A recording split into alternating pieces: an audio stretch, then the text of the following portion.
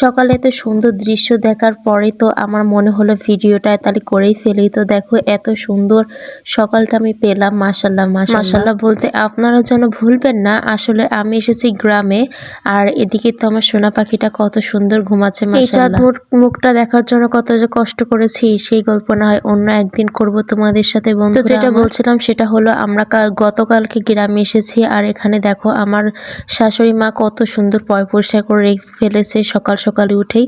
তো দেখো এখানে তো আমি তুলসী পাতার এই যে বেসন গুলা কিন্তু এর মাধ্যমে হয়, তো এইটা ভালো করে দেখছিলাম। ভাবছিলাম এই ছোট্ট একটা গাছে কিন্তু কত সুন্দর কত আছে না, কত উপকার হয় এই আর কি। তো দেখো এখানে কিন্তু অনেক কটা নারিকেল গাছও আছে।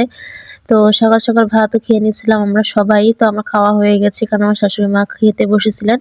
তো এদিকে একটু বাইরে হাঁটাহাঁটি করার জন্য এসেছিলাম। তো আমার শাশুড়ি আম্মা বলল দেখো কত সুন্দর আমি সিম গাছ লাগিয়েছি। তো চারিপাশটা কিন্তু অনেক সুন্দর লাগছিল, ঠিক আছে। গোধূলির সকালটা যতটা সুন্দর লাগে ঠিক তরকমই। এক ঝলকে আমার শ্বশুরবাড়ির পুরো এরিয়াটা কিন্তু তোমাদেরকে আমি দেখাই দিলাম। আর এই না, আরো ওইদিকে আরো আছে পিছন সাইডে, তো ওদিকে আর গেলাম না। ধানের আগমনও কিন্তু ঘটে গেছে পুরো বাংলাদেশ জুড়েই এবং অন্যান্য দেশেও কিন্তু, কারণ এখন কিন্তু শীতের যে পিঠাগুলো এই নতুন ধানে কিন্তু হবে। তো দেখো এদিকে কিন্তু হালকা হালকা সেই পূর্ব আকাশের দিকে সুন্দরভাবে সূর্যটা উঠছে। তো আসলে এই বিষয়টা অনেক সুন্দর লাগছে, তাই না? কত সুন্দর মাশাআল্লাহ। আর আমরা সবাই জানি মেঠোপথ মানে কিন্তু গ্রামের যে সৌন্দর্যটা সেটাই কিন্তু।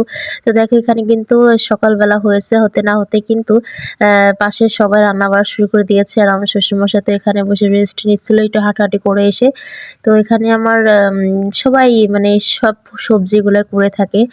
তো বিশেষ করে গ্রামের মানুষগুলোর জন্য একেবারে বেশি যেন এই সবজিগুলা করে থাকে, খুব পছন্দ করে। আর তার সাথে পশুপালন তো আছেই, বিভিন্ন ধরনের পশু তারা থাকে, পালন করে থাকে আর কি। তো আসলেই